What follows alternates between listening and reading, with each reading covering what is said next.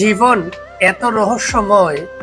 নাট্য মঞ্চে অভিনয় করতে এসে আমরা যে কত অভিনয়ের সঙ্গে সাক্ষাৎ করি তা সত্যি অতুলনীয়।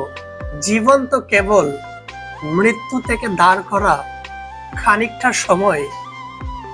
এই খানিকটা সময় নিয়ে আমরা এই জনজগতে এসেছি। জীবন তো কেবল মৃত্যু থেকে দাঁড় করা খানিকটা সময়। এই খানিকটা সময়ের মধ্যে আমরা নিজেকে পরিবর্তনের জন্য এই জগতে এসেছি।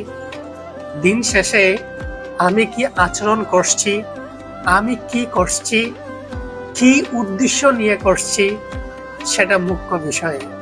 জীবনে স্যাক্রিফাইস করতে করতে কেউ যখন অন্তিম পর্যায়ে এসে দাঁড়ায়, তখন নিরুপায় হয়ে সে বাধ্য হয় অনেকগুলো কার্য করতে, যেগুলি ব্যক্তির জীবনের উপর নানানভাবে প্রভাব